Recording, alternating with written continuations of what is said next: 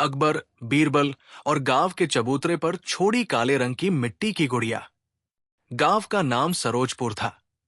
सरोजपुर छोटे से खेतों और नीम के पेड़ों से घिरा हुआ एक पुराना गांव था।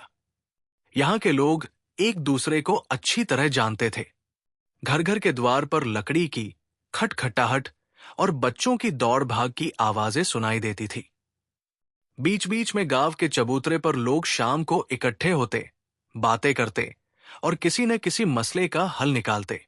अकबर बादशाह की तरह यहां कोई बड़ा शासक नहीं था और बीरबल जैसा कोई राजदूत भी नहीं, पर जो समझबूझ और हंसमुख बुद्धि की जरूरत होती वो गांव के एक बुजुर्ग गोविंद मियां से पूछी जाती। गोविंद मियां हंसमुख थे। चेहरे पर गहरी लकीरें थी, पर आंखें तेज थी। गांव के छोटे बड़े झगड़े, बंजर खेत के हल के बारे में और कभी कभी बच्चों की शरारतों के कारण उनसे राय ली जाती थी। लोग कहते, गोविंद मियां ही हमारे अकबर हैं और उनकी बुद्धि ही हमारा बीरबल। एक शाम तेज गर्मी के बाद जैसे ठंडी हवा चली हो, गांव की ओर अजीब सा सन्नाटा छा गया। लोग अपने अपने घरों में दुबक कर बैठे थे, पर चबूतरे पर कुछ लोग वैसे ही बैठे रहे जैसे हर शाम।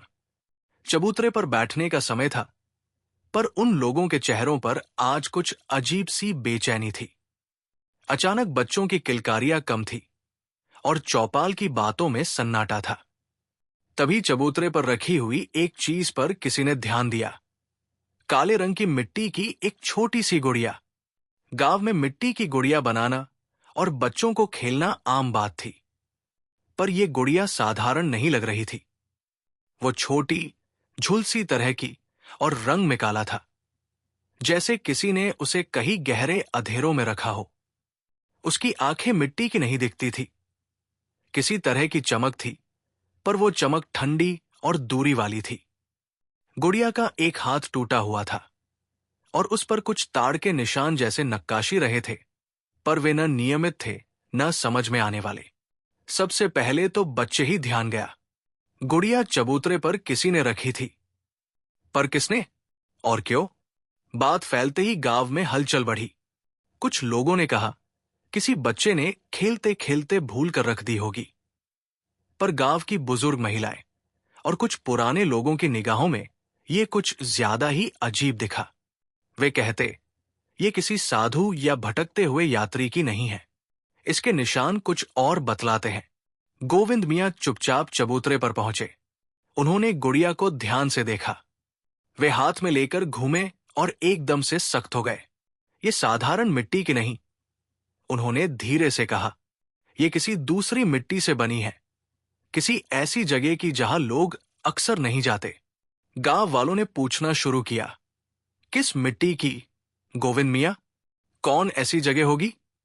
पर गोविंद मियां ने कुछ नहीं कहा। वे गुड़िया को चबूतरे के बीच में रख कर बोले, सबका ध्यान रखना चाहिए। कोई भी इसे छुए तो उसके हाथ पर मिट्टी कुछ दिनों तक नहीं जाएगी। कुछ लोगों ने हंसी में कहा, मां, मिट्टी मिट्टी ही होती है। पर गांव के बच्चे जो गुड़िया के पास गए, वे चुप रह गए। गुड़िया के पास जो भी गया, वो मन ही मन विचलित हो गया। किसी के मुंह से निकला, किसी ने इसे किसी पुरानी जगह से निकाला होगा। रात आते आते इस बात की खबर आसपास के गांवों में भी फैल गई। गांव के बाहर रहने वाला किसान रामकिशन, जो अक्सर अकेला चलता था, उसने बताया कि 2 दिन पहले उसने सड़क किनारे एक अजनबी को देखा था। वो अजनबी लंबा और पतला था, काले वस्त्र पहने हुआ और उसकी आंखों में कुछ ठहराव था। उसने गांव के चबूतरे की तरफ देखा, पर कुछ कहे बिना चला गया। रामकिशन ने बताया कि उस अजनबी के पास एक बैग था और बैग के ऊपर कुछ काले कपड़े टंगे हुए थे, जैसे किसी ने काले रंग की वस्तुएं वहां रखी हों। ये सब सुनते ही गांव में हलचल बढ़ी। कुछ लोग डरने लगे, पर इस डर के बीच भी अजीब सी जिज्ञासा थी। गुड़िया कौन लाया? क्या ये किसी पुराने किस्से की निशानी थी? क्या इस गुड़िया से कोई खतरा था? अगले दिन गांव में बड़े बड़े बड़ों की मीटिंग हुई। फैसला हुआ कि गुड़िया को गांव के मंदिर के पास रख दिया जाए, जहां पुजारी रोज पूजा करते हैं। वहां उसे देखा जाएगा और कोई जरूरी कदम उठाया जाएगा। पुजारी पंडित हरिप्रसाद ने गुड़िया को देखा और बोले, ये कोई खेल खिलौना नहीं, इसकी मिट्टी अलग है, इसकी नजरें कुछ कह रही हैं, पर मैं समझ नहीं पा रहा। उन्होंने गुड़िया को मंदिर के तंत्र मंत्र वाले अलमारी में रख दिया, मगर जो लोग गुड़िया के आसपास से गुजरे वे बेचैनी से चिल्ला उठे, जैसे कोई कान्हा कहीं सुन रहा हो। उस रात गांव में कुछ अजीब हुआ। गांव के पास खड़ी भेल के पास एक गाय का बच्चा बिना किसी कारण के भागकर अंधेरी झाड़ियों में चला गया। लोगों ने आवाज लगाई तो वो गाय वहीं रुक गई, पर बच्चा नहीं दिखा। लोग घबराए। अगले दिन सुबह लोगों ने देखा कि गाय का बच्चा चबूतरे के पास खेल रहा है और उसके बालों में वही काली मिट्टी चिपकी थी जो गुड़िया पर थी। लोग डर गए। किसी ने सोचा कि ये संयोग है, पर किसी के मन में ये बीज रोपित हो गया, ये गुड़िया केवल किसी खेल की चीज नहीं है। गोविंद मियां ने कहा, हमें यह जानना होगा कि गुड़िया किसकी है। उन्होंने गांव के सबसे बुजुर्ग दादी अम्बा को बुलाया। दादी अम्बा बहुत बूढ़ी थी, उनकी आंखें धुंधली थी, पर सुनने की शक्ति कमाल की थी। वे नजदीक आकर गुड़िया को छू कर बोली, ये गुड़िया हमारे गांव की पुरानी परंपरा में नहीं आती, पर यह संकेत जरूर देती है कि किसी ने हमारी गांव की जमीन के अंदर कुछ छुपाया है। लोग और चिंतित हुए, पर कुछ ने कहा, ऐसा कैसे होगा, कोई क्या छुपा सकता है। दादी अम्बा ने चुप रहकर कहा, इन्हें देखकर हथेली पर भरोसा मत करना, जब सुबह होगी तब पता चलेगा। सुबह होते ही गांव में एक नई खबर फैली। चबूतरे के पास पुरानी तालाब की तरफ जाने वाली छोटी सी सीढ़ी, जिसके पास वर्षों से कोई नहीं गया था, वहां कुछ धंसा हुआ दिखाई दिया। कुछ रात की बारिश में वहां मिट्टी का एक हिस्सा कट गया और एक पुराना पत्थर दिखाई दिया। पत्थर पर कुछ गहरे निशान थे। लोग इकट्ठे हुए और पाया कि वो निशान उसी तरह के हैं जो गुड़िया पर थे। अब बात और गंभीर हो गई। गोविंद मियां और कुछ युवकों ने मिलकर उस जगह खोदना शुरू कर दिया। जितना खोदा गया उतना ही पता चलता गया कि उस जमीन के नीचे कुछ पुरानी चीजें दबी है, जैसे कोई पुराना घर, पुरानी दरवाजा की रुल्की और एक छोटी घंटी। पर वहां जो सबसे अजीब मिला वो एक लोहे का ताल था, जिस पर वही निशान उकेरे हुए थे। ताल के पास एक छोटा सा लिफाफा था, पर वो इतना सड़ा हुआ था कि पढ़ना मुश्किल था। लोग डर के साथ साथ उत्सुक भी थे। उस लिफाफे के अंदर कुछ कोयले सी काली धूल और एक चिट्ठी थी, पर चिट्ठी के अक्षर भी फीके और अजीब थे, मानो किसी ने उन्हें पानी से मिटाने की कोशिश की हो। चिट्ठी में कुछ शब्द मुश्किल से पढ़े जा सकते थे। हमने इसे छुपा दिया था। जो खोजेगा उसे ये नहीं चाहिए होगा, बस इतना ही। पर यह भी पता चलता था कि यह चीज किसी पुराने समय की है, शायद किसी पुरानी लड़ाई या किसी किस्से से जुड़ी। उस रात गांव में लोग जागकर बात करते रहे। कुछ ने कहा कि यह सब पुरानी कहानी का हिस्सा है, पर कुछ ने कहा कि गुड़िया और ये ताल एक दूसरे से जुड़े हैं। गांव में धीरे धीरे अफवाहें फैलने लगी। किसी ने कहा कि गांव के पास की एक हवेली में कभी कोई रहस्यमयी परिवार रहा करता था। वे लोग रात में लाल चादरें और काले कपड़े पहने आते थे और गांव से चुपके से गायब हो जाते थे। कुछों ने कहा वे लोग शायद दूर देश के थे, पर किसी को यह भी याद नहीं था कि वे कहाँ गए। पर गुड़िया और ताल के निशान वही लोग याद दिलाते थे, काले कपड़ों वाले लोग। और ये बात गांव वालों के मन में खलबली मचा रही थी। इसी बीच चबूतरे पर कुछ बच्चे खेल रहे थे।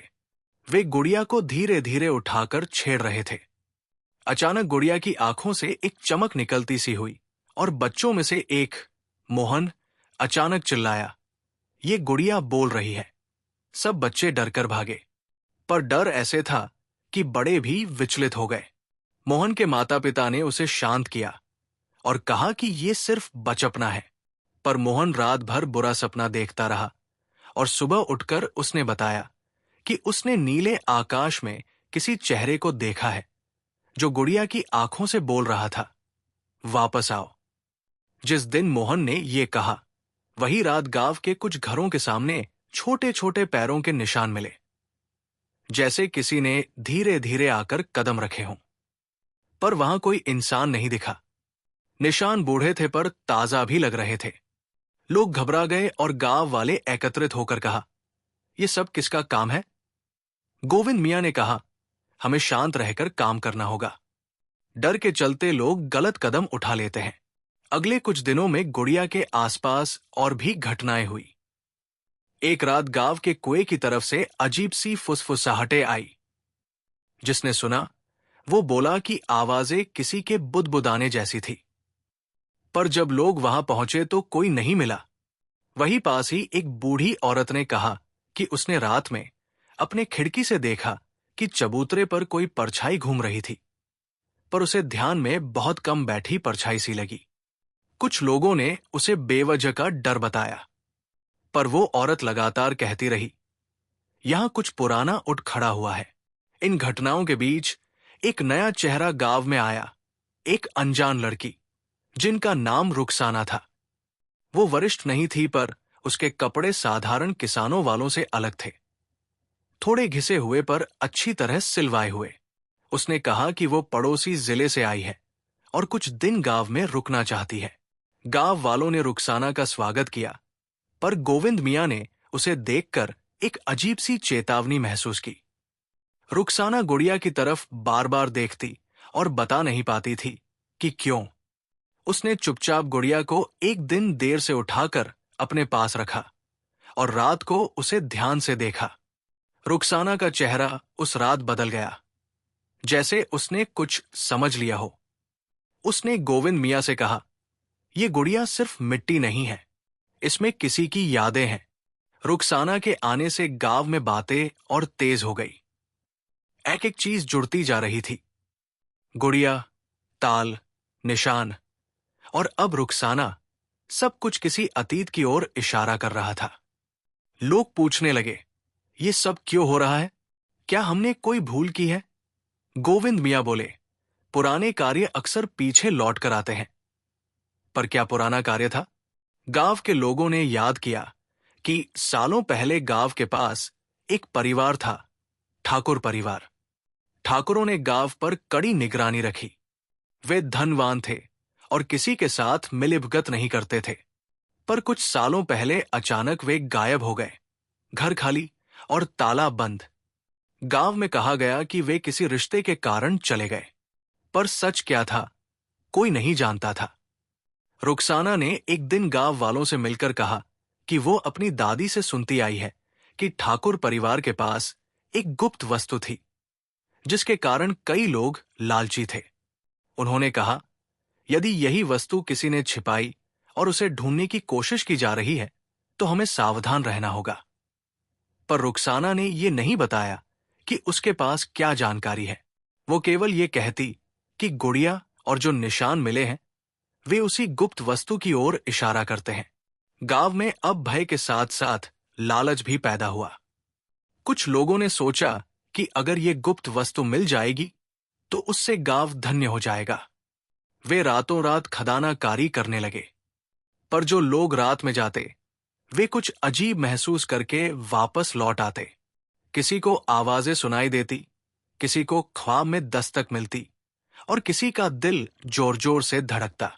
ऐसे में कुछ लोग कहते, हमें इसे छोड़ देना चाहिए, चाहे जो भी हो, इसे खोलना ठीक नहीं। एक दिन गांव के आसपास के जमीन में और गहराई तक खोदने के बाद एक पुराना दरवाजा मिला। दरवाजा लोहे का था और उस पर वही निशान उकेरे हुए थे। दरवाजे पर जंग थी, पर वो मजबूती से पड़ा हुआ था। लोगों ने दरवाजा खोला और एक छोटे से तहखाने का रास्ता दिखा।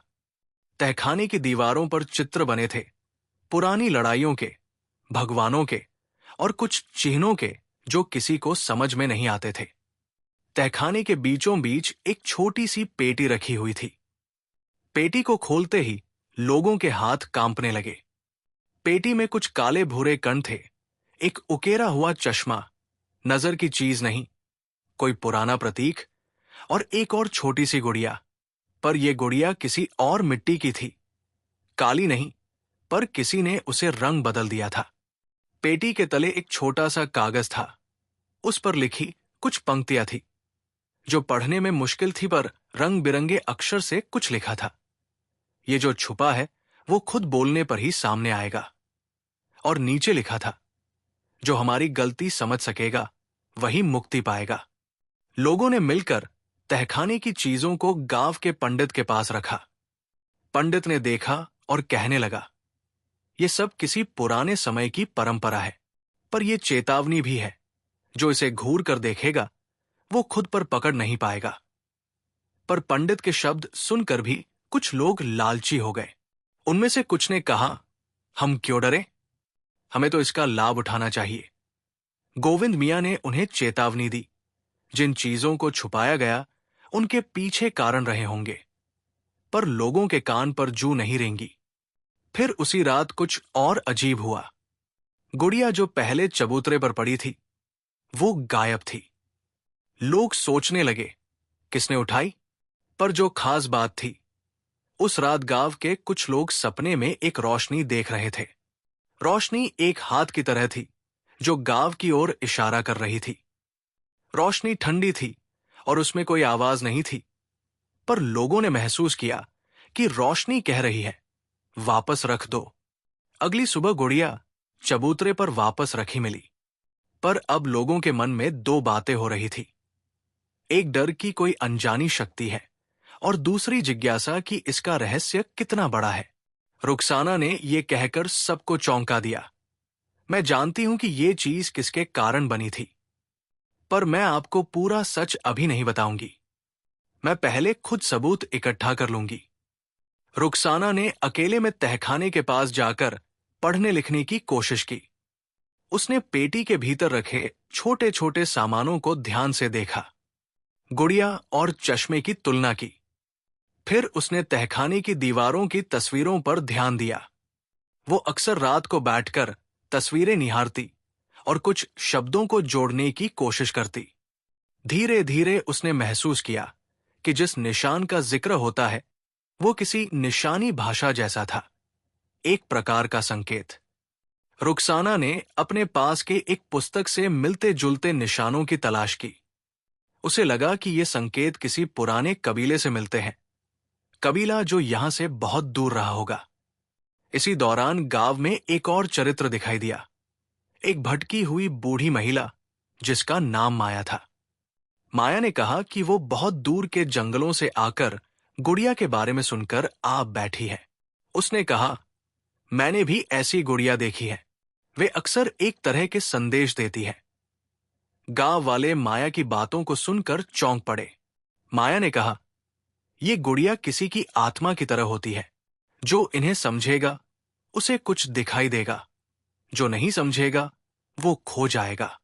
रुखसाना ने माया से मिलकर उन निशानों और गुड़िया के इतिहास पर पूछताछ की। माया ने धीरे से कहा, कई साल पहले यहां एक परिवार रहा करता था, ठाकुर परिवार। वे किसी गुप्त अनुष्ठान में लगे थे। उन्होंने एक वस्तु संभाली थी जिसे वे कहते थे कि वो गांव की रक्षा करती है, पर सावधानी के नाम पर उन्होंने उसे बंद कर दिया और उसे भूलने की कोशिश की। पर वस्तुओं के साथ छेड़खानी करने से वे जिंदा रह जाते हैं। जब भी कोई उन्हें छेड़ेगा वे गुड़ियों और संकेतों से वापस वार्तालाप करके अपना संदेश देंगे। माया की बातों में सच का वजन था, पर क्या सच यही था? एक रात जब पूरा गांव चुप था, रुखसाना चुपचाप तहखाने की ओर निकली। उसके हाथ में एक कागज और कुछ मोमबत्ती थी। उसने पेटी खोली और अंदर की चीजों को ध्यान से देखा। तभी उसे एक हरकत महसूस हुई। गुड़िया उसकी ओर झुककर देख रही थी। रुखसाना को ठंड लगने लगी।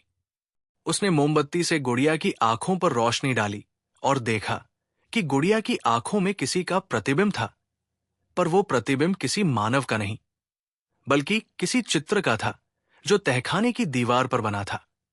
रुखसाना ने दीवार पर देखा और पाया कि दीवार पर एक तस्वीर में एक महिला और उसके सामने एक बच्चे की तस्वीर थी। महिला की आंखें खाली थी।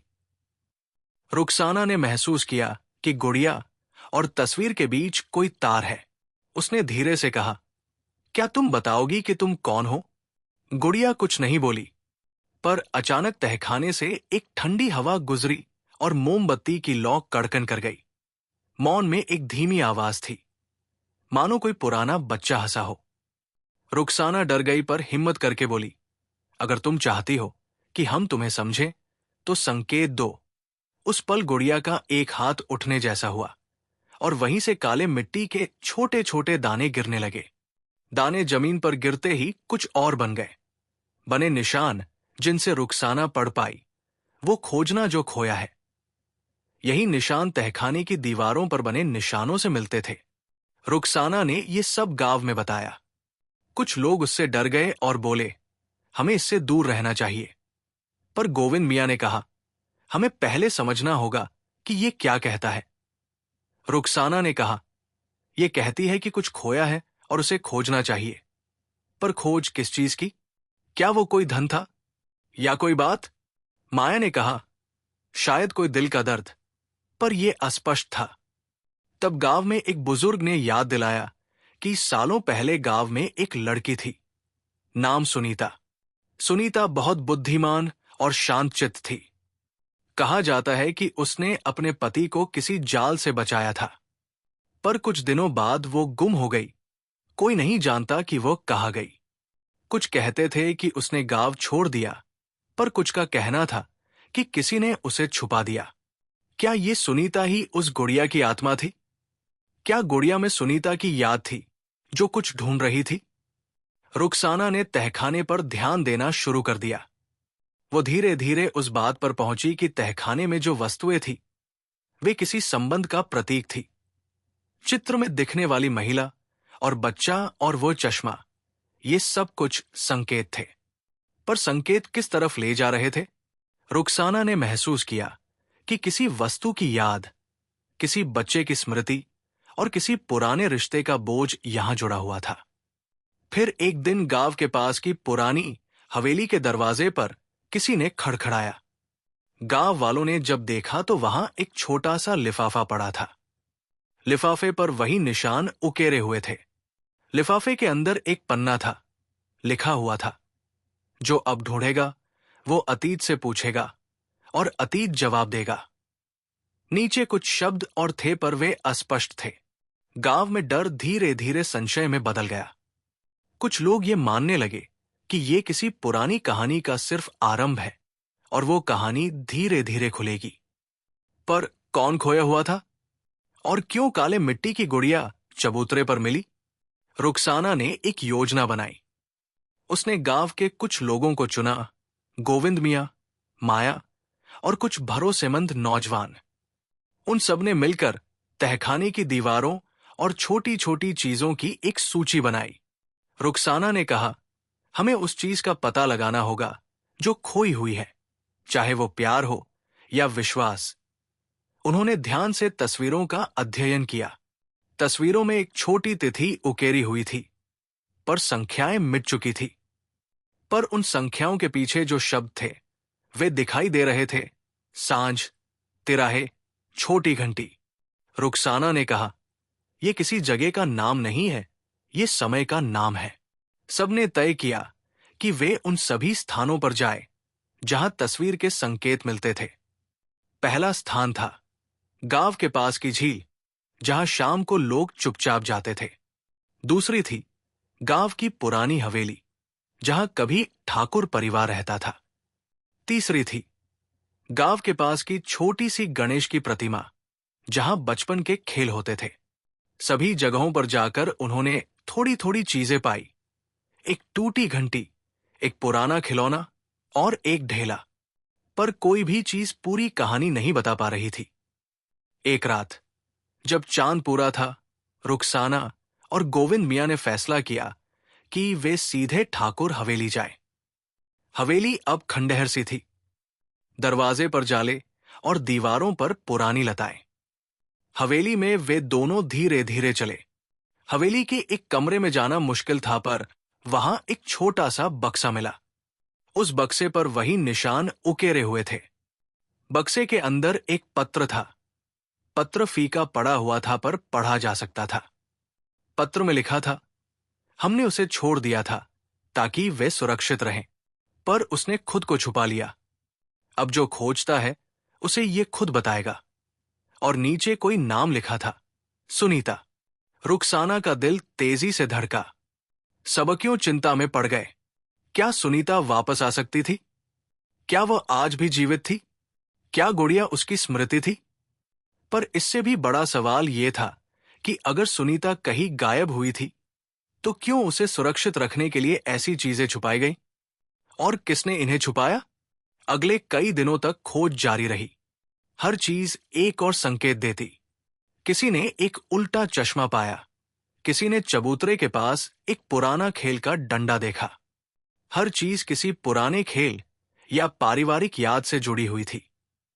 रुखसाना ने महसूस किया कि यह सिर्फ एक दफ्तर की कहानी नहीं है, यह किसी परिवार की टूट-फूट और उसकी भरपाई का प्रयास था। शायद कोई परिवार जानता था कि अगर उन्होंने कुछ छुपाया तो समय के साथ लोग भूल जाएंगे, पर कुछ भूल कर वापस लौट आता है। एक शाम गांव के बच्चे खेल रहे थे। वे अचानक चिल्लाए, आओ देखो, तालाब के पास कुछ तैर रहा है। सब दौड़े। तालाब के किनारे पर एक छोटा सा कपड़ा तैर रहा था और कपड़े के किनारे पर वही काले निशान बन गए थे। लोगों ने कपड़ा उठाया। वो सुनीता की चूनी जैसी लग रही थी। कपड़े पर एक छोटी तस्वीर पड़ी थी, एक मां और बच्चा। जब तस्वीर को ध्यान से देखा गया तो तस्वीर के पीछे कुछ लिखा हुआ मिला, जहां रात मिलती है वही देखो। ये वाक्य जैसे सुनीता खुद लिख रही हो। रुखसाना और गोविंद मियां अब पूरी तरह से ये समझ चुके थे कि कहीं न कहीं सुनीता की कहानी में कुछ बड़ा छुपा हुआ है। उन्होंने गांव के उन लोगों से पूछा जो उस समय के बच्चे थे। धीरे धीरे एक पुराना किस्सा उभरने लगा। बताया गया कि ठाकुर परिवार के एक पुत्र ने गांव की एक लड़की से प्रेम किया था, पर ठाकुरों को यह रिश्ता मंजूर नहीं था। किसी तरह उनकी नजर में प्रेम और परिवार की आज्ञा के बीच विवाद खड़ा हुआ। एक रात कोई बड़ी मारपीट हुई और ठाकुरों ने सोचा कि यदि वे छुपाने के लिए कुछ करेंगे तो वे गांव की प्रतिष्ठा बचा लेंगे। पर किसी से भूल हुई और मामला बिगड़ गया। सुनीता गायब हो गई, पर कोई नहीं बता पाया कि उसने स्वयं गांव छोड़ा या उसे कोई ले गया। रुखसाना अब मान रही थी कि गुड़िया और अन्य निशान सुनीता की स्मृति से जुड़ी हुई है। पर एक बात और थी, गुड़िया काली मिट्टी की थी, जबकि पेटी में मिली गुड़िया अलग रंग की थी। ये कुछ और संकेत देती थी, जैसे किसी ने गुड़िया को रंग बदल दिया हो। क्यों रंग बदला गया होगा? क्या किसी ने सच को छुपाया? सवालों की लाइन लंबी हो चली थी।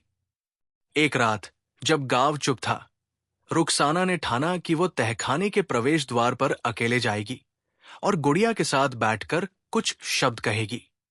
वो बैठी और बोली, अगर तुम सुनीता हो तो अपना नाम दोहराओ। देर तक कुछ नहीं हुआ। फिर हल्की हवा आई और गुड़िया का एक हाथ धीरे से उठता हुआ दिखा। रुखसाना ने आंखें बंद कर ली और गहरे सांस लिए। जब उसने खुली आंखों से देखा तो गुड़िया ने एक छोटी सी आवाज में कहा, मेरा नाम सुनी है। रुखसाना का सिर घूम गया। वो सोच ही रही थी कि सुनी कौन है। तभी गुड़िया ने फिर कुछ कहा, वो रात जब चांद नहीं निकला मैं भागी थी। मैंने छुपने की ठानी, पर फिर उन्होंने पकड़ा। और गुड़िया की आवाज ठंडी और टूटती हुई थी। रुखसाना ने पूछा, किसने पकड़ा? कहाँ ले गए? पर गुड़िया ने जवाब नहीं दिया।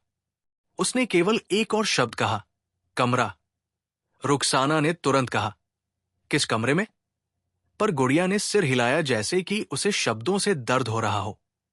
उसने धीरे से कहा, जहां दीवारों पर चित्र में छेद है। रुखसाना ने समझा कि वो चित्र जिस कमरे में था वहीं से और भी संकेत मिलेंगे। वो तुरंत गोविंद मियां और माया को लेकर चली।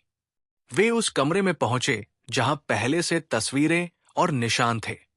दीवार के किनारे पर एक पतला सा ताड़ा था। ताड़ा खींचने पर दीवार के पीछे एक छोटा सा ताला खुल गया और एक छिपा हुआ डिब्बा निकला। डिब्बे में कुछ पुराने कपड़े और एक छोटा सा नोट था, और नोट पर लिखा था, हमने उसे छुपाया उसकी रक्षा के लिए, पर उसने भागने की कोशिश की। और नीचे किसी ने खटखटाते हुए लिखा, जो इसे पढ़ेगा वो सीख जाएगा कि हर छुपाने वाला अपराध नहीं करता। ये पन्ना पढ़कर गांव में भावनाएं तैर उठीं। कुछ लोगों ने रोना शुरू कर दिया। कुछ ने कहा कि ये सब समय के साथ पुरानी भूल थी। पर सबसे बड़ा सवाल यही था कि अगर सुनीता सुरक्षित नहीं है तो कहाँ है वो? क्या वो जिंदा है? क्या वह अपने बच्चे के साथ कहीं छुपी है? और क्या गुड़िया की आवाज से ये सब सच साबित हो रहा था? तभी उस डिब्बे में एक और चीज निकली, एक छोटी सी कुंजी। कुंजी पुरानी थी और उस पर वही निशान उकेरे हुए थे। रुखसाना ने कहा, यह कुंजी किसी तिजोरी की है। पर तिजोरी कहाँ है? सभी लोग एक दूसरे को देखने लगे। फिर माया ने धीमे से कहा, शायद वो वही तहखाना है। सब पहले से वहां जा चुके थे, पर उन्हें पता नहीं था कि तहखाने में एक और दरवाजा भी छिपा है। वो दरवाजा वही निशानों से चिह्नित था। रुखसाना ने कुंजी डालकर दरवाजा खोलने की हिम्मत दिखाई। दरवाजा खोलते ही एक ठंडी हवा निकली और अंदर के अंधेरे में कुछ हलचल हुई। सब कुछ धीमा धीमा दिख रहा था। जब अंदर गए तो वहां एक बिस्तर था, पुराने चादरों के साथ, और एक छोटी सी तन्हा गुड़िया भी। पर बिस्तर खाली था। कमरे की दीवार पर एक आखिरी नोट टंगा हुआ था, अगर तुम ये पढ़ रहे हो तो समझ लो कि मैंने खुद ही फैसला किया था। मैं किसी की नहीं बोली, पर नोट के नीचे कोई नाम नहीं था। ये आखिरी पन्ना सभी को चौंका गया। क्या सुनीता ने स्वयं ये सब किया? पर क्यों? सब कुछ मिलाकर गांव में एक भारी खामोशी छा गई। लोग अब समझने लगे कि कोई कहानी सरल नहीं होती। थोड़े समय के लिए सबने सोचा कि अब प्रश्नों के जवाब मिल गए, पर जब वे बाहर निकले तो देखा कि चबूतरे पर वही काली मिट्टी की गुड़िया खड़ी थी और उसकी आंखें अंधेरा कर रही थी। रुखसाना के पास खून की तरह लाल धूले थी और बच्चे के पैर के निशान पास ही थे। किसी ने डर कर कहा, यह सब फिर से शुरू हो रहा है। रुखसाना ने गुड़िया से पूछा, क्या तुम उसके बच्चे को जानती हो? गुड़िया ने फिर आहिस्ता से बोले, हूं, पर वो अपनी पहचान भूल चुका है। ये शब्द सुनकर सभी के रोंगटे खड़े हो गए। किसी ने पूछा, कैसे भूल गया? गुड़िया ने कोई उत्तर नहीं दिया। उसने केवल इतना कहा, जो खो गया है वो समय के साथ बदल जाता है। और फिर जैसा कि अक्सर होता है, नई सुबह में एक नई चीज मिली। चबूतरे के एक कोने में एक छोटा सा थैला पड़ा था। थैले में कुछ पुराने कागज, एक बच्चे की छोटी सी झुमका और एक तस्वीर थी। तस्वीर में वही महिला थी, पर उसके हाथ में एक बच्चा था जिसका चेहरा धुंधला था। तस्वीर के पीछे कुछ लिखा हुआ था, जिसने इसे छुपाया उसे माफ किया जाना चाहिए। पर किसने लिखा था और किसने माफ मांगा था? गांव अब दो हिस्सों में बंट गया। कुछ लोग कहते कि अब यह मामला बंद कर देना चाहिए, और कुछ कहते हैं कि सच्चाई को सामने लाना जरूरी है। गोविंद मियां ने कहा, सच्चाई कभी कभी क्यों तक सीमित रहती है, ये समझने की जरूरत है। पर रुखसाना का मानस एकदम शांत नहीं हुआ। वो जानती थी कि ये कहानी पूरी तरह खुली नहीं है। गुड़िया ने जो कहा था, उसका बच्चा अपनी पहचान भूल चुका है, वो जैसे किसी और कहानी का आरंभ था। रुखसाना ने तय किया कि वो उस बच्चे की पहचान खोजेगी, चाहे जो भी हो। कई महीनों की खोज और कई रातों की पड़ताल के बाद भी बच्चा नहीं मिला। गांव वाले धीरे धीरे सामान्य जीवन में लौटने लगे। पर चबूतरे पर काली मिट्टी की गुड़िया अक्सर वहीं मिल जाती। कभी किसी ने उसे वहां रखा तो कभी वो अपने आप वहां आ जाती। जब भी वो आती, गांव में कोई पुरानी चीज दिखाई देता, कोई कपड़ा, कोई पुराना खिलौना, कोई पत्र। ये संकेत ऐसे लगते जैसे गुड़िया अतीत को धीरे धीरे फिर से लोगों के सामने रख रही हो। पर पूरी तस्वीर अभी भी अधूरी थी। कुछ लोगों ने कहा कि ये बुरी निशानी है, कुछ ने कहा कि ये किसी की पुकार है, किसी के दिल की पुकार। रुखसाना ने अंततः एक निर्णय लिया। वो अपने साथ कुछ पुरानी चीजें लेकर शहर जाएगी। वो सोचती थी कि शहर में पुराने दस्तावेज मिल सकते हैं, शायद उस समय के नाम या उस परिवार की कुछ किताबें। उसने गांव वालों से विदा ली और रवाना हो गई। उसके जाने के बाद भी गांव में कभी कभी रातों में दूर दूर से किसी बच्चे की हंसी आती। शोर नहीं, बस एक हल्की सी पलक झपकने वाली हंसी। लोगों ने उसे अजीब मानकर नजरअंदाज किया, पर रुखसाना खोजना नहीं छोड़ती थी। वो शहर में गई। पुरानी किताबों ने उसे कुछ सुराग दिए। उसने पाया कि ठाकुर परिवार का मामला किसी एलन ट्रस्ट में नजर आया था। कोई आधिकारिक पन्ने में उस रात के कुछ जिक्र थे, पर नामों को मिटा दिया गया था। कुछ पन्नों पर एक नाम उभर कर आता, अरविंद, पर पूरा नाम नहीं। उसने फिर पाया कि एक बच्ची का नाम भी लिखा हुआ था, पर वो भी अस्पष्ट था, सु। रुखसाना का दिल चीख उठा। क्या वो सुनीता ही थी? क्या अरविंद उसका प्रिय था? क्या उन सबने मिलकर एक ऐसे निर्णय लिया था जिसे समय ने छुपा दिया? रुखसाना ने शहर की तहखानों में और खोज की। उसे एक पुराना अखबार मिला जिस पर एक बच्चे की खोज शीर्षक था। खबर में बताया गया था कि उस समय गांव के पास एक बच्चे को चोरी कर लिया गया था, पर वो बाद में लौटा दिया गया। पर बच्चे के चेहरे का विवरण अजीब था।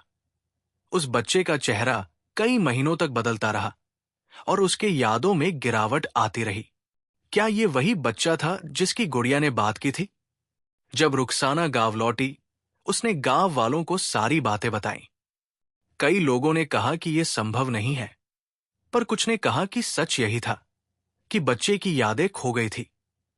पर जो सबसे अजीब बात थी, गांव के कुछ बुजुर्ग याद करते हैं कि एक रात बहुत वर्षों पहले एक बच्चा गांव से बच निकल गया था और कभी वापस नहीं आया। क्या वही बच्चा था? और क्या वो आज भी कहीं घूम रहा है? कई साल निकल गए। गांव के बच्चे बड़े हुए। चबूतरे पर काली मिट्टी की गुड़िया कई बार मिली और कई बार कहीं और भी। रुखसाना ने खोज आखिरकार छोड़ दी या नहीं, ये कोई नहीं जानता।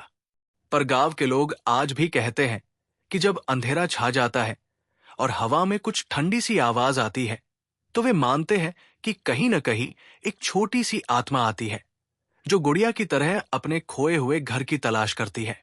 कभी कभी किसी ने सुझाया कि उसे गांव में स्थायी जगह दे दी जाए, एक छोटी सी राखी जहां लोग आते और प्रार्थना करते। पर कुछ ने कहा, अगर हम उसे ठहराने की कोशिश करेंगे तो वो आराम से बैठेगी और बाकी चीजें फिर खुलेंगी। एक बात पक्की थी, गांव के जीवन ने एक नई चेतना पाली थी। लोग अब अपनी पुरानी गलतियों पर सोचते थे।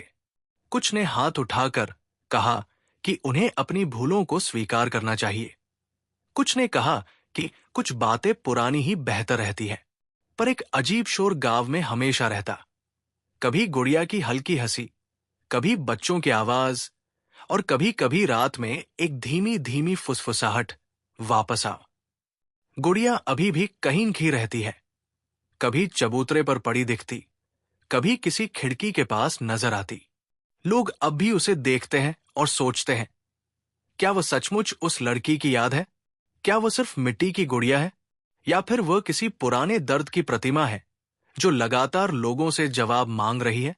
और आखिरी बात, एक ठंडी रात में जब चांद आधा था और गांव की खामोशी गहरी थी, गोविंद मियां चबूतरे पर बैठे और गुड़िया की ओर देखा।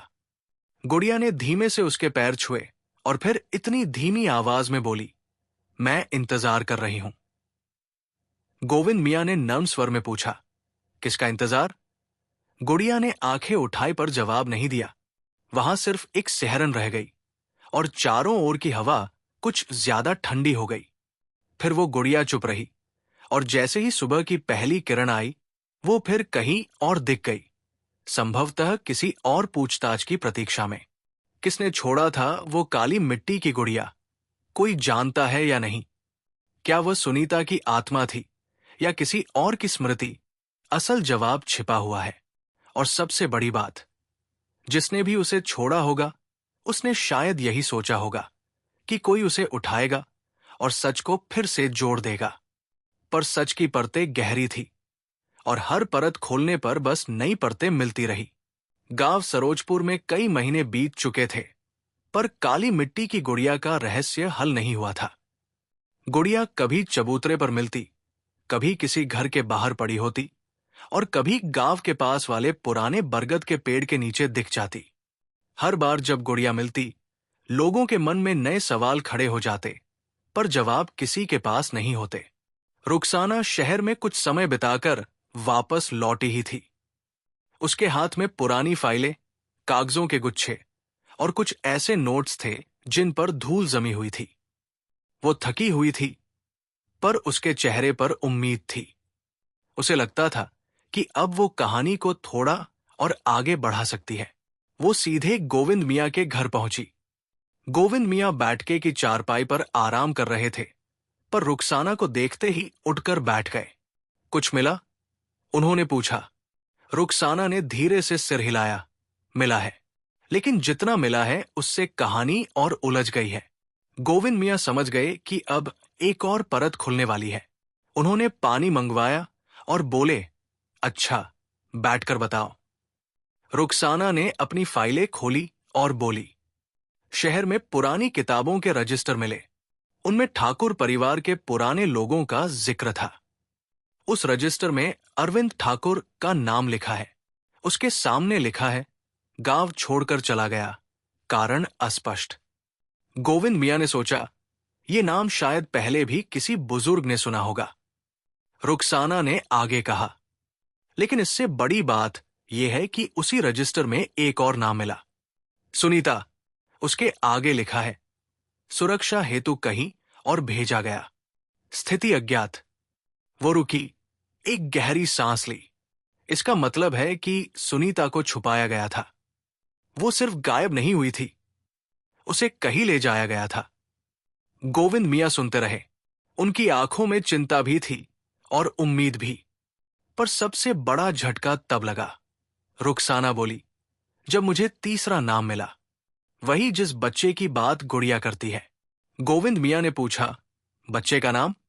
रुखसाना ने कागज आगे किया। नाम धुंधला है, लेकिन इतना पढ़ा जा सकता है, शायद अर्नव या अरुष या अर्निश। पूरा नाम मिटा हुआ है। गोविंद मियाँ ने गहरी सांस ली। तो बच्चा सुनीता और उस ठाकुर युवक से जुड़ा हो सकता है। रुखसाना ने सिर हिलाया। हो सकता है, लेकिन कहानी यहां खत्म नहीं होती।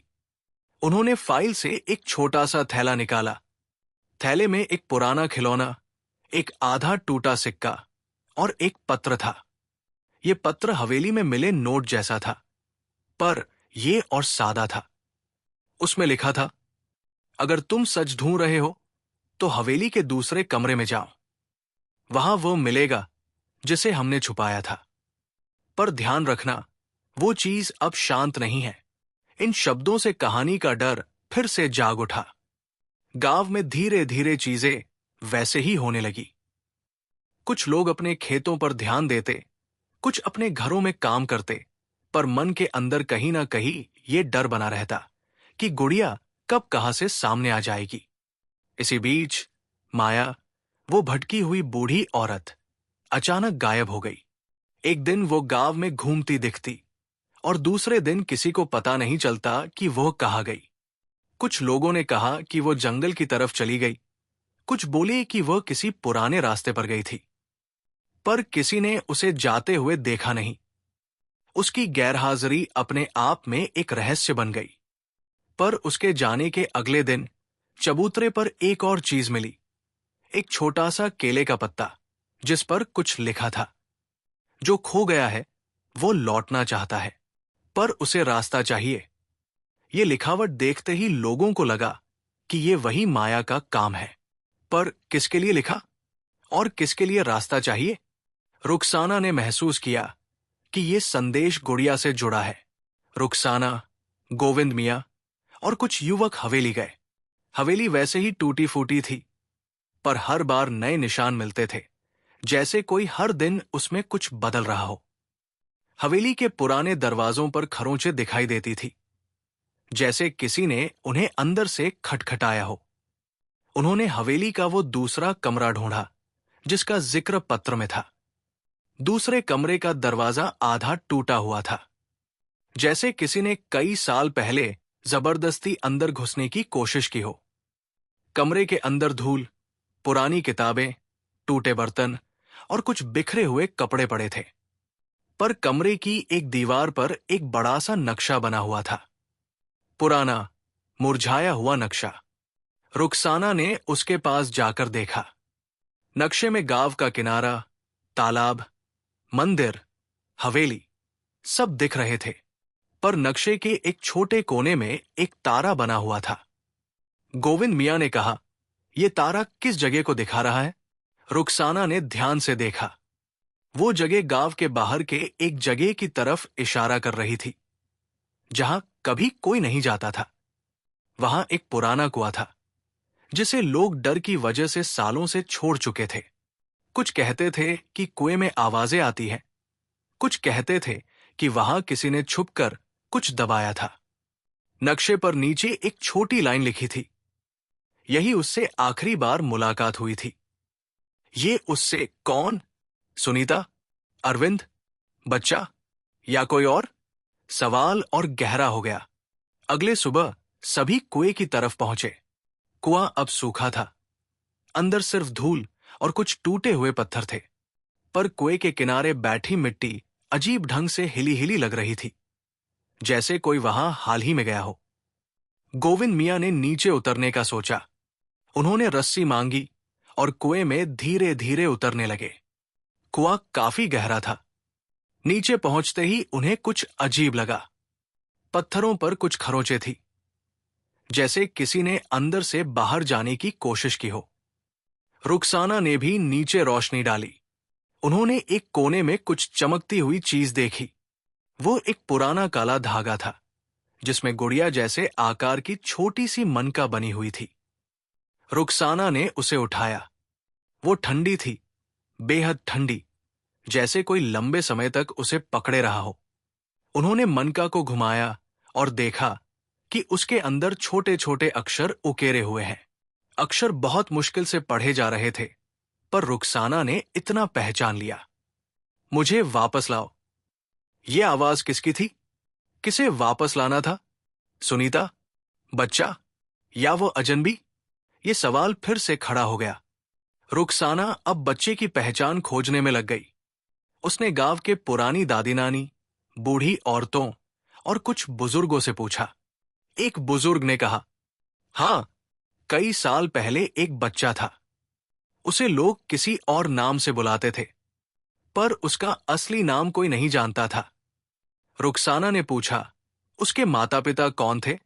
बूढ़ा बोला, कहते हैं कि वह किसी रात अचानक मिला था, मंदिर के पीछे, रो रहा था।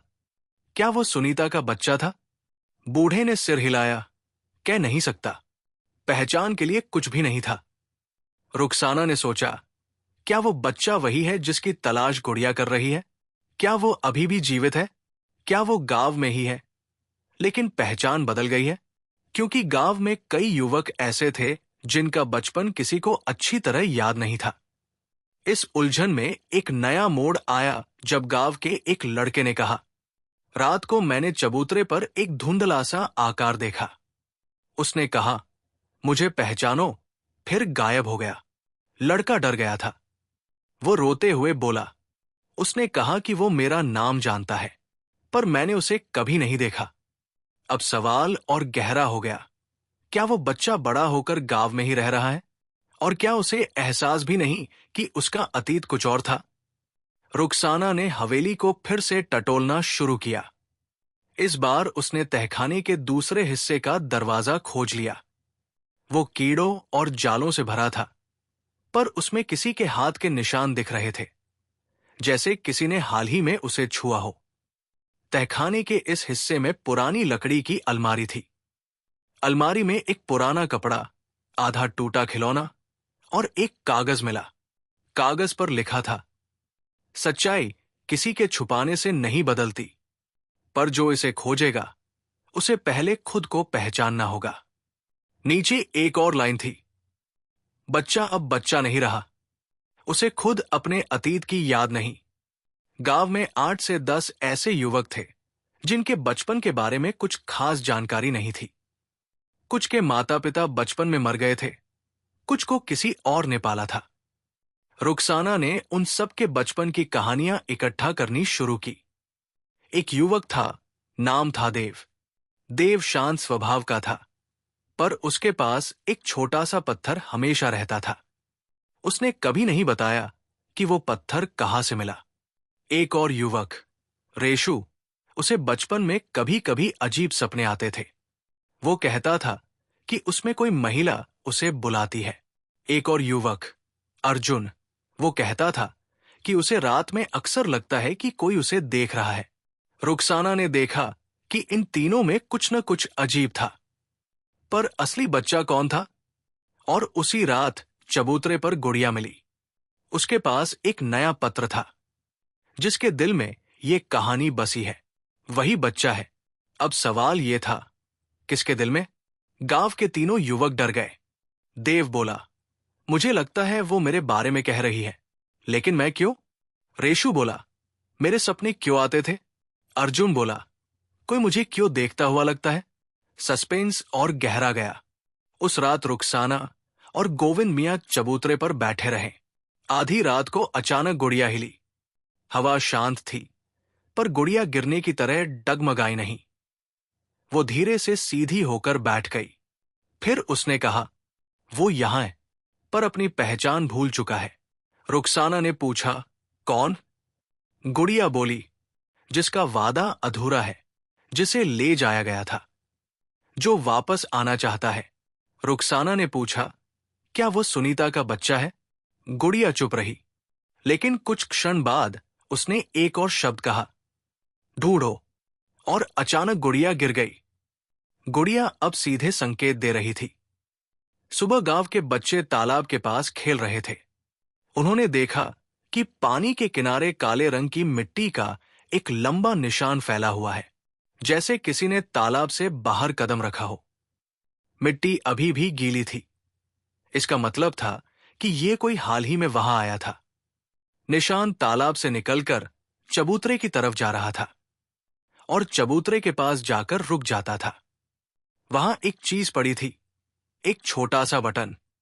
बटन पर वही निशान उकेरा हुआ था जो हथेली के उस पुराने लिफाफे पर था। इससे पता चला कोई लौटा है। कौन? बच्चा, सुनीता, या वो रहस्यमयी व्यक्ति? कोई नहीं जानता था। रुखसाना ने तीनों युवकों, देव, रेशु, अर्जुन, को बुलाया। उन्हें हवेली के कमरे में ले जाकर कहा, तुम तीनों में से कोई एक वो बच्चा हो सकता है जिसे छुपाया गया था, जिसके बारे में गुड़िया बात करती है और जिसे शायद गांव छोड़ना पड़ा था। तीनों युवक डर गए। रुखसाना ने उन्हें एक एक चीज दिखाई।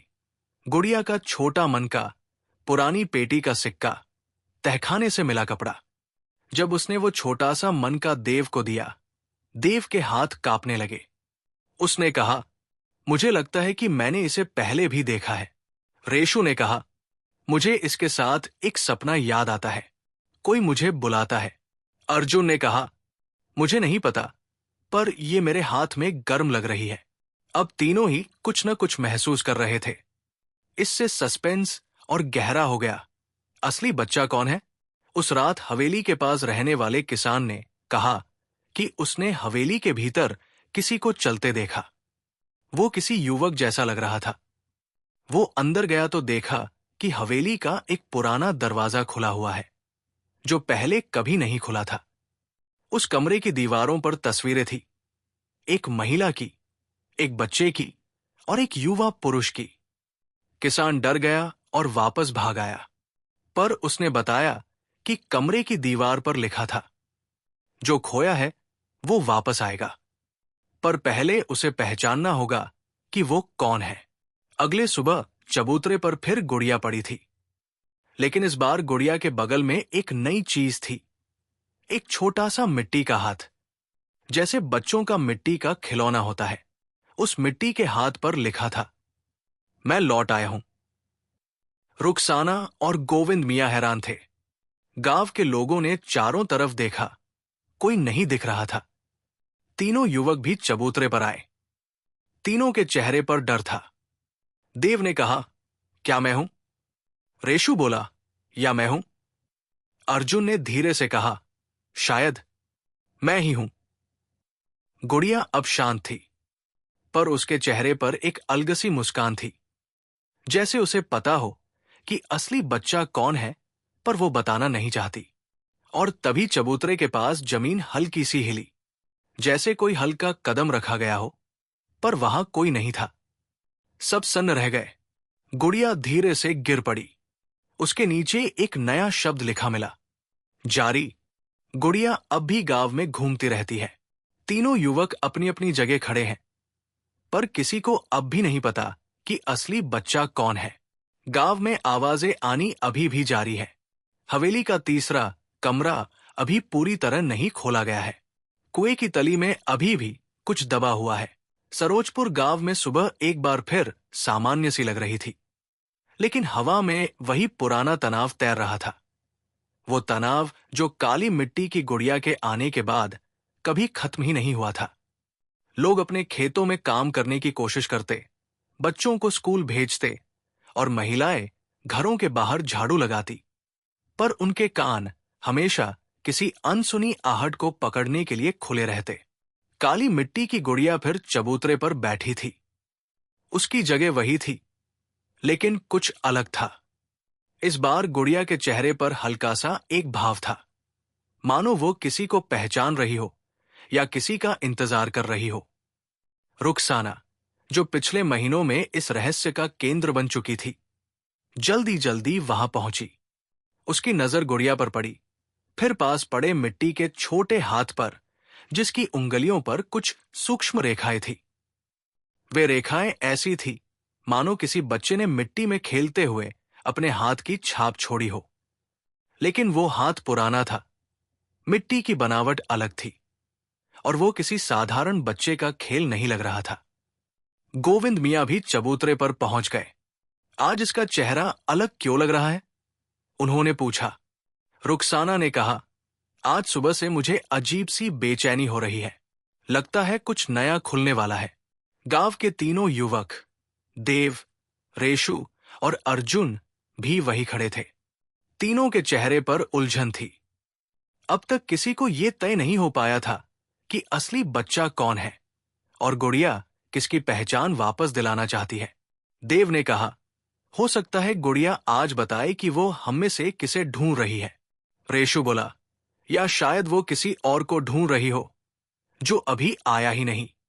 अर्जुन ने धीरे से कहा, या शायद वो हम तीनों में से कोई नहीं। सभी के शरीर में सिहरन दौड़ गई। उस रात कई अजीब बातें हुई।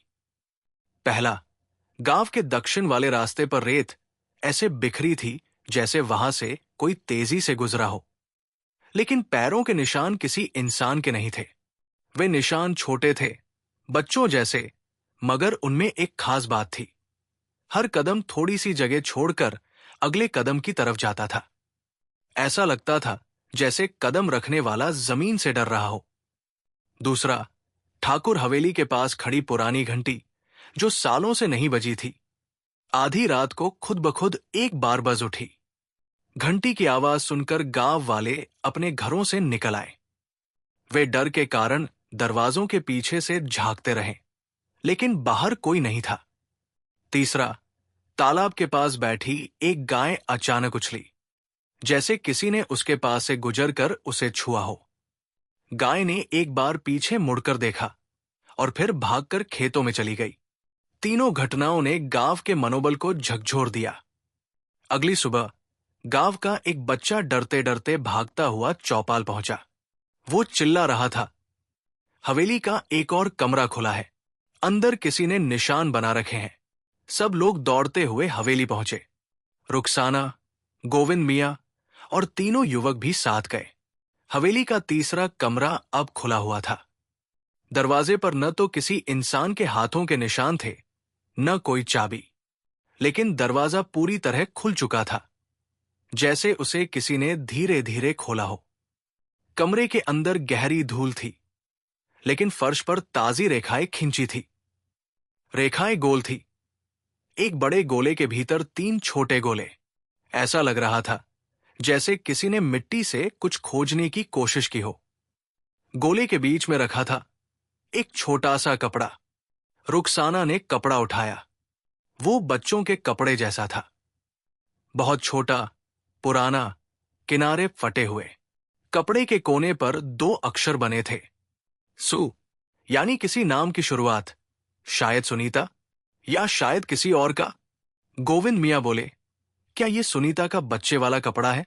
रुखसाना ने कहा, संभव है, लेकिन यह भी हो सकता है कि किसी और सु से शुरू होने वाले नाम का हो। कमरे के अंदर एक कोना और था। वहां एक बच्चे की उंगलियों के निशान थे, ऐसे जैसे किसी ने दीवार पर हाथ रखकर खुद को ऊपर उठाने की कोशिश की हो। लेकिन वहां बच्चे का कोई अतापता नहीं। गुड़िया किसी की तलाश कर रही थी। किसी बच्चे का अतीत गांव से जुड़ा था। हवेली खुद चीजें बदल रही थी, जैसे उसे यादें वापस आ रही हों। और इन तीनों के बीच का संबंध अभी तक किसी को समझ नहीं आ रहा था। रुखसाना को अचानक याद आया कि गांव के उत्तर में पुरानी जमीन के नीचे कुछ तहखाने बनवाए गए थे। वे तहखाने अब मिट्टी में दब गए थे और कई घर उनके ऊपर बन चुके थे। दादी अम्बा ने एक बार कहा था, पुराने तहखानों में कुछ ऐसा रखा गया था जो हर किसी को नहीं दिखाना चाहिए था। शायद वहां कोई सुराग छुपा हो। रुखसाना ने गांव वालों से बात करके खोज शुरू करवाई। तीनों युवक भी साथ में थे। पहले तहखाने में कुछ नहीं मिला, बस मिट्टी और टूटी ईंटें। दूसरे तहखाने में पुराना दीपक, एक जंग लगा कटोरा और एक कपड़े की रस्सी मिली। लेकिन तीसरे तहखाने में एक बड़ा सुराग मिला। मिट्टी हटाते हटाते जब एक पुराना लकड़ी का संदूक दिखाई दिया, सब हैरान रह गए।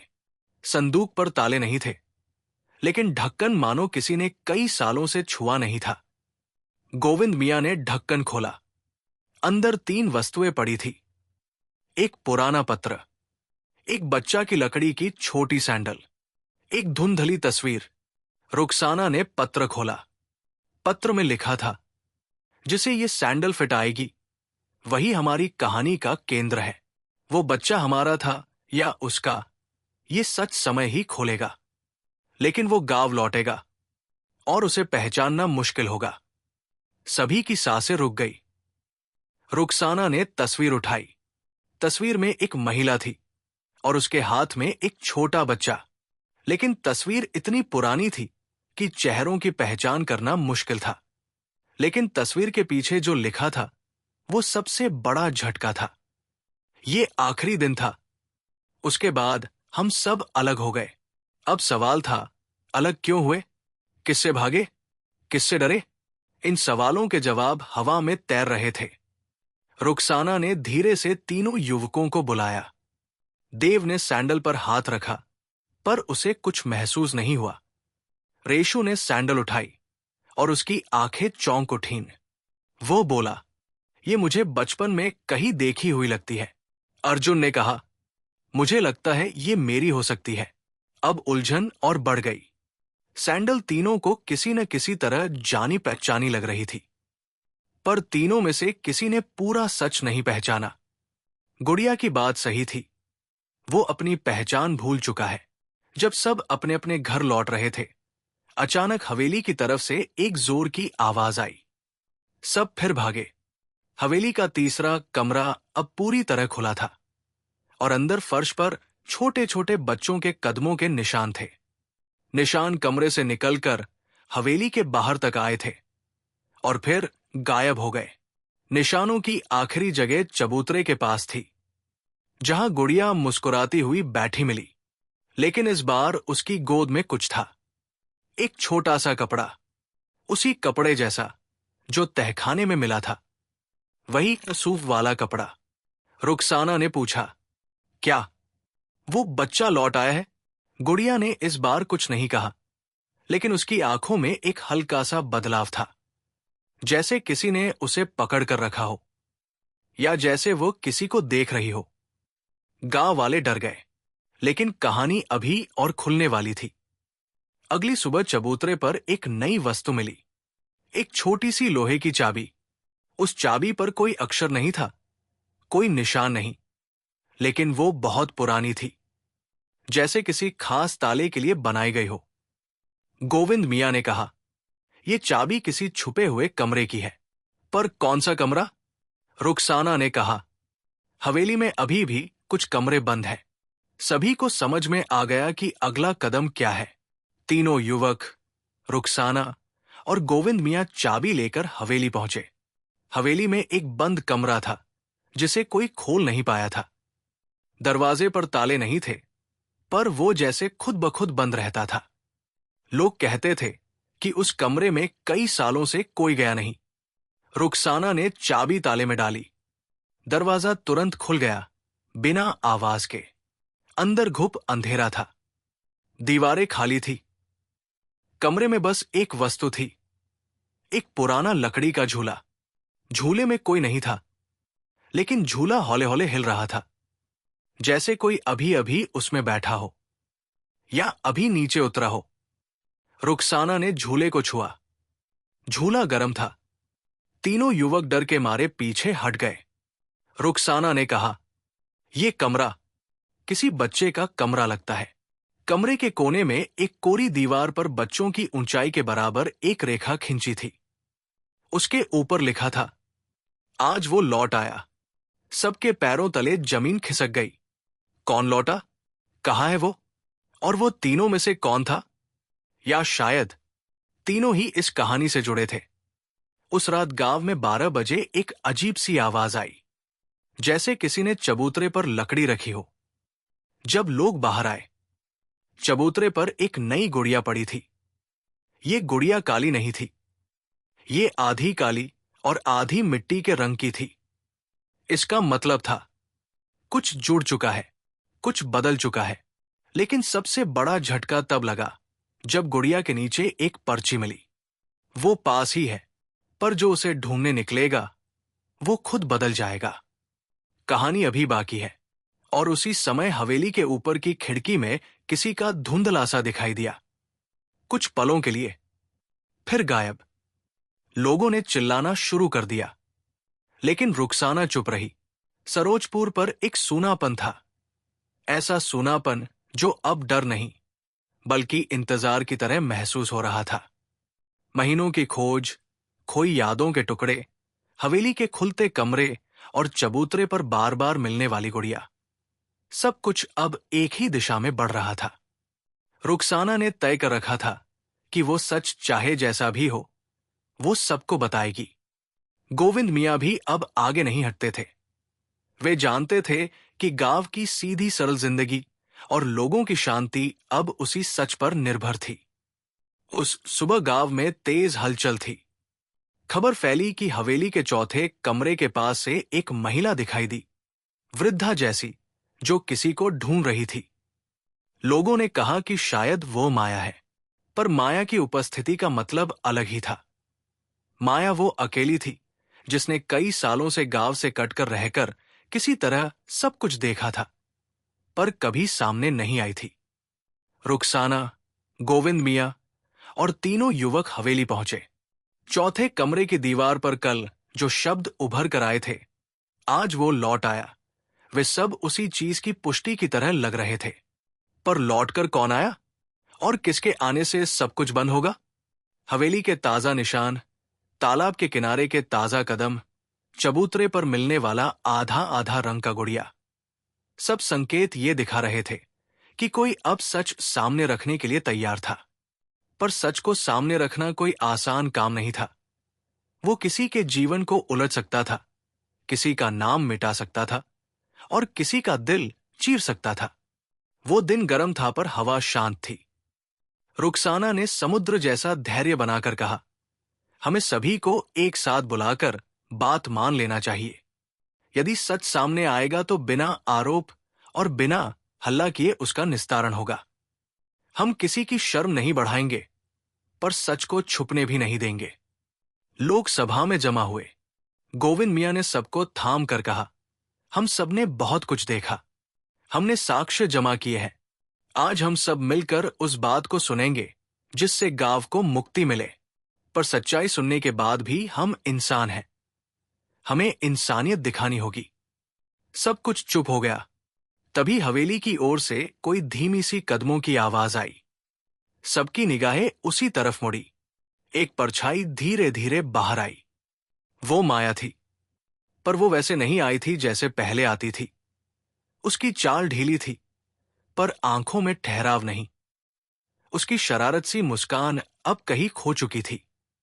माया के हाथ में कुछ लिफाफे थे, कुछ पन्ने, कुछ तस्वीरें और एक छोटा सा तिहारा मन का, जो किसी के गले का था। लोगों की धड़कनें तेज हो गई। माया ने सभा की ओर देखा और कहने लगी, मैं वो सब बताऊंगी जो मैंने छुपा कर रखा था, पर पहले मैं ये दिखाऊंगी, ये चीजें। उसने धीरे धीरे लिफाफे का पहला पन्ना खोला। पन्ने पर कुछ लिखावट थी। उसको देखकर रुखसाना की आंखें नम हो आईं। उस पन्ने पर छोटा सा पत्र था, जिसमें किसी ने बड़े छोटे अक्षरों में लिखा था, यदि ये पन्ना मिले तो समझ लेना कि हम डर कर नहीं छुपा रहे थे, हम बचा रहे थे। जो हुआ वो प्यार और डर के बीच हुआ। जो हमने किया वो अपराध नहीं था, पर वो परिणाम लेकर आया। जिसने ये छोड़ा था वो अब कह रहा है, सब सच सामने आ जाए। रुखसाना ने पूछा, ये किसने लिखा है? माया ने धीमे स्वर में कहा, मैंने नहीं, ये सुनीता ने लिखा था। उसने खुद को बचाने के लिए ये सब सोचा था, पर उसने हमें कहा कि बच्चा सुरक्षित रहेगा, भले ही हम दुनिया को कुछ और बताएं। सभागार में हल्की ठंडी हवा सी चली, किसी के कहने से नहीं, बल्कि सच की कटुता से।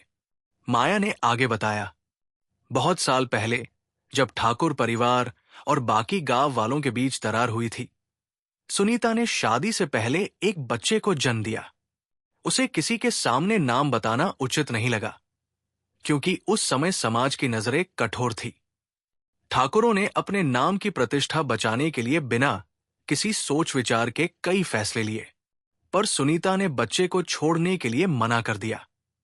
तब हमने मिलकर सोचा कि बच्चे की रक्षा के लिए उसे छुपा देंगे और किसी भरोसेमंद परिवार को दे देंगे। पर उसी रात एक आग लगी, हल्ला मचा, लोग भागे और बच्चे को संभालते संभालते वो खो गया। माया ने शब्दों के साथ ऐसा रुकावट पैदा की कि सबकी आंखों में पानी आ गया।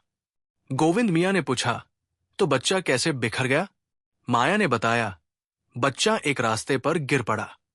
किसी ने उसे उठाया, पर भगदड़ में किसने उसे ले लिया कोई नहीं जानता। मैंने बहुत खोजा, पर उस रात बाद कोई भी चीज उसकी पहचान नहीं बता पाई। मैंने उस छोटी सी गुड़िया को बनाकर अपने पास रख लिया और उसे चबूतरे पर रखा, ताकि अगर बच्चा पास आए तो पहचान सके। पर समय के साथ सब कुछ बदल गया। बच्चे का चेहरा, आवाज, पहचान धुंधली हो गई। सभी ने सांस ली, पर एक बात अभी भी अधूरी थी। उस बच्चे का नाम कौन सा था और वो आज किस रूप में था?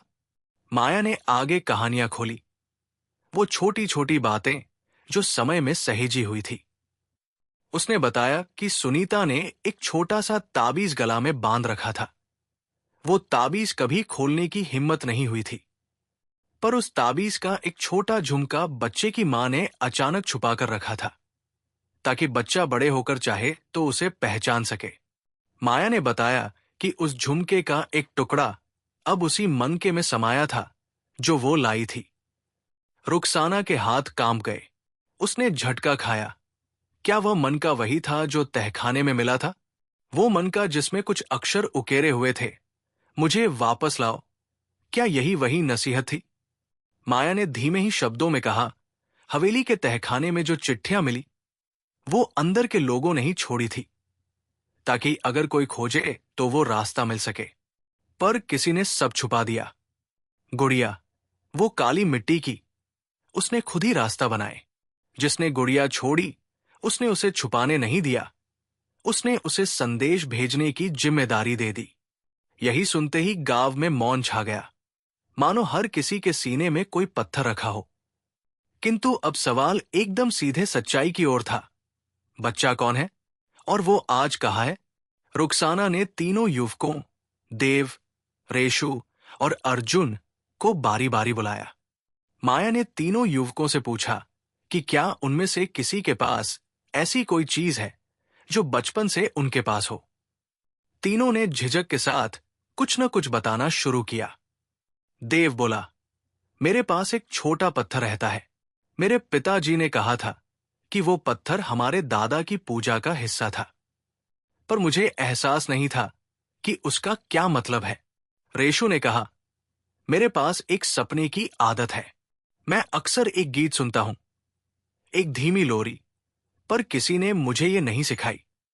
अर्जुन ने कहा, मेरे हाथ पर एक छोटा सा निशान है। मुझे बताते हैं कि बचपन में मैं गिरकर चोट खाई थी। उस चोट का निशान आज भी है। माया ने धीरे से कहा, सुनीता का एक छोटा सा चिन्ह था, एक जम चिन्ह कान के पीछे। हम उसे तस्वीरों में खोजते रहे। हमने देखा कि तस्वीरों में वही जम चिन्ह बच्चे के गाल पर था। अगर किसी के पास वही चिन्ह है, हम उसे पहचान लेंगे। सबके दिल की धड़कनें तेज हो गई। देव, रेशु और अर्जुन ने अपने अपने कपाल और कान का मुआयना कराया। तीनों ने देखा, देव के कान के पीछे कुछ था, एक छोटा सा गोला, पर वो कहीं और दिखता था। रेशु के पास कुछ नहीं था। अर्जुन के कान के पीछे एक छोटा सा हरा दाग था, पर वो तस्वीरों में दिखने वाले चिन्ह जैसा नहीं था। फिर माया ने धीरे से कहा, देखो, ये केवल चिन्ह नहीं है। सुनीता ने अपने बच्चे के लिए एक छोटी सी लोरी बनाई थी। हम उसे उसकी लोरी कहते थे। अगर किसी को वो सुनाई दे, तो हम जान लेंगे कि उसके अंदर वही याद बची है।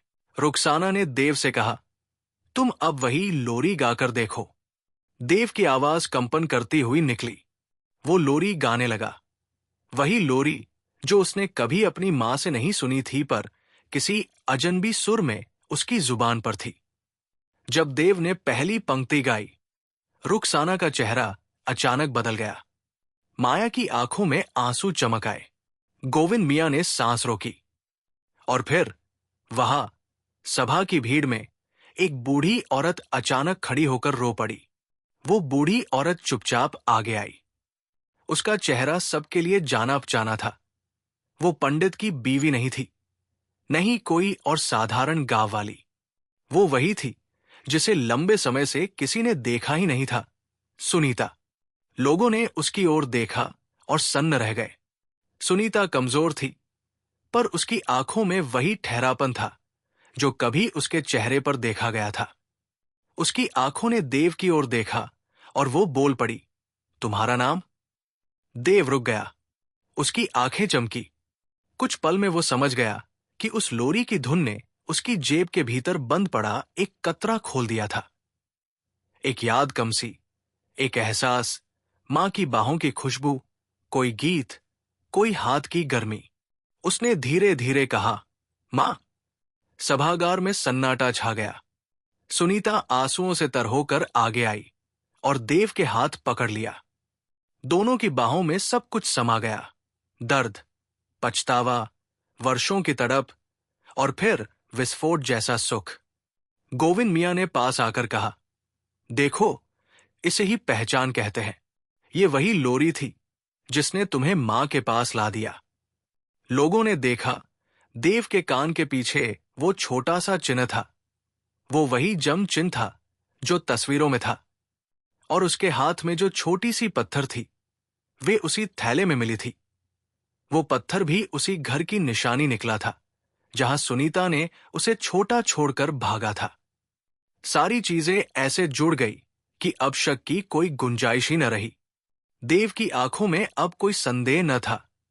वो सचमुच सुनीता का बेटा था। सारे गांव वालों के सामने सुनीता ने धीरे धीरे अपना सारा अतीत खोल दिया। उसकी आवाज टूटी हुई थी, पर शब्द साफ थे। वो रात उसने कहा, ठाकुरों ने हमारी इज्जत बचाने की चाह में कुछ फैसले लिए थे। मैं अपने बच्चे को अकेली नहीं छोड़ सकती थी। मैंने उसे गोद में लिया और छिपाया, पर आग और भगदड़ में बच्चे को संभालते संभालते एक झटके में मैं दूर हो गई।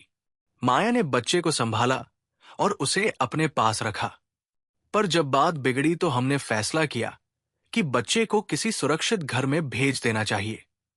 उसी समय किसी ने बच्चे को गलती से कहीं भेज दिया। वो गलती इतनी बड़ी थी कि हम उसे वर्षों तक नहीं सुधार पाए।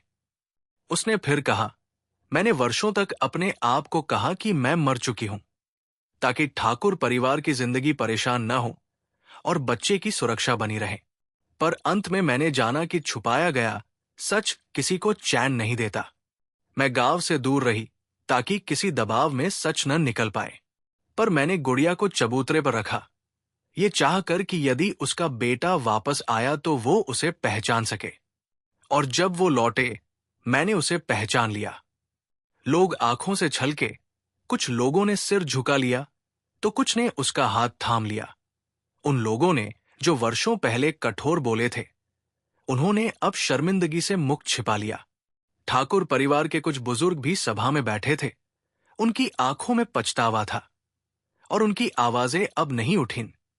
शायद शर्म के कारण, शायद अपराध बोध के कारण। सबने सुनीता से माफी मांगी।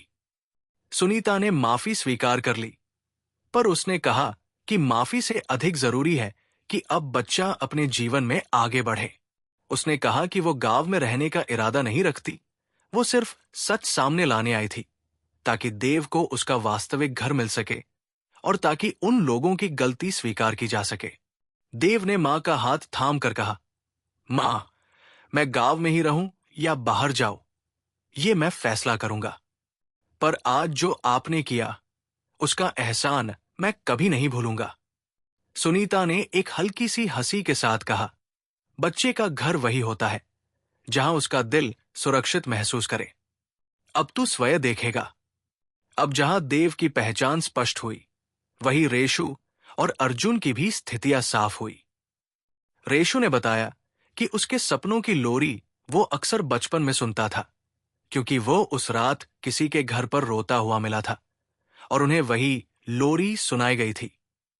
पर वो कभी नहीं जान पाया कि वह किसका है। अर्जुन ने बताया कि उसका कान के पास जो निशान है, वो बचपन की चोट का निशान था, पर वो सुनीता के बच्चे का निशान नहीं था। दोनों ने माना कि वे भी जीवन में उस खोई पहचान के साथ जी रहे थे, पर वे किसी और के बने हुए थे। गांव की तरह उनसे कोई मतभेद नहीं रखना चाहता था। देव की पहचान होने के बाद रेशु और अर्जुन ने खुशी खुशी देव को स्वीकार किया और उससे दोस्ती बढ़ाई। वे बोले कि देव अब उनका भाई है, पर वे तीनों अलग अलग अपने अपने जीवन की राह पकड़ेंगे। पूरे गांव ने इस भाईचारे को अपनाया और उन्हें एक परिवार की तरह रखा। ठाकुर परिवार में जो बुजुर्ग थे, उन्होंने अब सामने आकर अपनी गलती मानी। उनका अभिमान कम नहीं हुआ था, पर उन्होंने त्योहार की तरह खुले मन से माफी मांगी। उन्होंने कहा कि उनके फैसले समाज की पाबंदियों से डर कर लिए गए थे, पर अब उन्होंने जाना कि सच्चाई और इंसानियत महत्वपूर्ण है। उनने गांव में एक चेक लिखा, एक छोटी सी रकम जो गांव के स्कूल और विधवा महिलाओं के लिए रखी जाएगी। पर उससे भी बड़ा काम उन्होंने किया। उन्होंने खुलकर कहा कि वे चाहते हैं कि देव को समाज में बराबरी मिले और उनके द्वारा किया गया अन्याय मिटे। गांव वाले ये देखकर हैरान भी हुए और खुश भी, क्योंकि उसका मतलब था कि वे अपनी गलती स्वीकार कर रहे थे और आगे बढ़ने का संकल्प ले रहे थे। माया ने सभा में वह राज खोला जो किसी ने सोचा भी न था। उसने बताया कि वो सुनीता की मां की बहन थी और उसने वर्षों तक सुनीता और बच्चे की रक्षा के लिए अपना जीवन दे दिया था। उसने बताया कि उसने अपने आप को गांव से दूर रखकर चलना फिरना सीखा, ताकि वो पर्दे के पीछे रहकर सच छुपाने का काम कर सके। उसने बताया कि कई बार वो रातों को गुड़िया को चबूतरे पर रख कर देखती रही कि कहीं बच्चा पास से गुजरता है तो पहचान ले। माया की आंखों में अब कुछ भारीपन था, पर उसका चेहरा शांत था। उसने कहा, मैंने सोचा था कि सच्चाई एक दिन संकट बनकर सामने आएगी, पर आज देखकर मुझे लगता है कि सच की ताकत सब कुछ बदल देती है। अब मैं प्रसन्न हूं कि मैंने जो किया वो व्यर्थ नहीं गया। गांव वालों ने माया को आशीर्वाद दिया। कुछ लोगों ने उसे कभी बताई गई गलती के लिए माफ किया और कुछ उसे अपना आभारी माना। माया की उम्र अब बढ़ चुकी थी। उसने गांव से दूर बिताए वर्षों के दर्द दर्द से कुछ राहत पाई। अब अंत में गुड़िया की बात, वो काली मिट्टी की गुड़िया और बाद की आधी काली आधी मिट्टी रंग की गुड़िया, उसके अर्थ का खुलासा किया गया। माया ने बताया, पहली गुड़िया काली इसलिए थी क्योंकि वह उस रात की राख की याद थी, उस रात जब आग लगी थी। उस गुड़िया में उस रात की खामोशी और गहरे दर्द की मिट्टी समाई थी। पर बाद में जब गांव ने मिलकर सच सामने रखा और माफी मांगी, तो किसी ने दूसरी गुड़िया बनाई, आधा काला, आधा सामान्य मिट्टी का। आधा काला बैठता हुआ अतीत और आधा सामान्य मिट्टी का आने वाले कल का संकेत था। जैसे दो हिस्से अब मिलकर पूरा हो रहे हैं। यही गुड़िया बताती थी कि अब अतीत को स्वीकार कर लो और भविष्य की तरफ कदम बढ़ाओ। गांव वालों ने ये सुना और माना कि गुड़िया ने वे काम कर दिए जो कई बोलियों और अपीलों से नहीं हो सके। उसने लोगों को बार बार याद दिलाया कि किसी का दर्द छुपाकर मिटाया नहीं जा सकता। गुड़िया अब गांव के सामने रखी गई, पर अब उसे पूजा नहीं की गई, बल्कि उसे एक स्मारक बना दिया गया, सच और पश्चाताप की स्मृति, ताकि भविष्य में कोई फिर ऐसे निर्णय न करे जो इंसानियत पर भारी पड़े। समाज में धीरे धीरे बदलाव आया। ठाकुर परिवार ने अपनी असहज सख्ती छोड़ी। गांव में लड़के लड़कियों के साथ सम्मान बढ़ा। दहेज, नाम और मान सम्मान जैसे पुरानी रिवायतें अब कम होती दिखी। स्कूल में अब कार्यक्रम लगे जिसमें बच्चों को अपनत्व और सहानुभूति सिखाई जाती। जिन परिवारों ने वर्षों पहले बच्चे को छोड़ दिया था, उन्होंने अपनी गलती स्वीकारी और अब गांव के अच्छे कामों में हाथ बटाया। देव ने अपने जीवन की पहली बड़ी जिम्मेदारी उठाई। उसने गांव के छोटे बच्चों के लिए एक खेलखाना और पुस्तकालय बनाने में लोगों की मदद की। रुखसाना ने शहर से जो ज्ञान लाई थी, वो गांव के युवा लड़कों और लड़कियों के लिए पढ़ाई और काम की ट्रेनिंग में लगाई। गोविंद मियां ने गांव की परंपराओं में बदलाव लाने में अपना योगदान दिया। वे अब कहते थे कि परंपरा इंसानियत के खिलाफ नहीं होनी चाहिए। बातों बातों में सुनीता ने सबको बताया कि वो गांव में स्थायी रहने की इच्छा नहीं रखती। उसने कहा कि दर्द बहुत बड़ा था और वो अब अपनी शांति चाहती है। वो चाहती थी कि देव अपनी जिंदगी बनाए, पर वो खुद कहीं दूर जाकर एक साधारण जीवन बिताए, ताकि वो अपने कटु अनुभव से मुक्त हो सके। गांव वालों ने मिन्नत की कि वो गांव में रहे, पर सुनीता ने धीरे से कहा कि उसकी रूह अब संतुलन चाहती है। अंतिम रात सबने मिलकर एक छोटा सा सभा किया। माया ने गुड़िया को चबूतरे के सामने रखा। सबने उस पर फूल रखे। सुनीता ने देव को गले लगाया और सभी के सामने उसने कहा, मैं थक चुकी हूं। मैं अपने अतीत को मानती हूं और मैं चाहती हूं कि आप सब इसे सुलझाकर आगे बढ़ें। देव ने उसकी आंखों में आंसू भरे और कहा, मां, तुम जहां भी जाओ मेरे साथ रहोगी। मैं तुम्हें कभी भूलूंगा नहीं। अगली सुबह सुनीता गांव से विदा हुई, पर विदा ऐसे नहीं कि कोई खोया जाए। उसने गांव को यह आश्वासन दिया कि वो हमेशा पास की एक छोटी सी ढाणी में रहेगी, न सामने न दूर, ताकि वो कभी अचानक किसी के सामने न आकर सबको परेशान न करे। उसने कहा, मैं नहीं चाहती कि मेरी मौजूदगी से किसी की रोजमर्रा की जिंदगी मुश्किल हो। गांव वालों ने उसे विदा किया। ये विदाई दुखद थी पर शांतिपूर्ण भी। सबने सोचा कि ऐसी विदाई ही बेहतर है, जो किसी की गरिमा बचाए और सबको शांति दे। समाप्ति पर चबूतरे पर एक छोटी सी मीनार बनाई गई, उस गुड़िया और उस दर्द की याद में। वहां एक लिखा पट लगाया गया, यहां सच का स्मारक है, जिसे छिपाने से कोई समाधान नहीं होता। मानवता को अपनाने का यही एक रास्ता है। गांव के लोग अब शाम को उस मीनार के पास आते। वे गुड़िया को नहीं देखते थे अब जैसे कोई रहस्य देखता है। वे उसे सम्मान से देखते थे, जैसे एक शिक्षक की याद।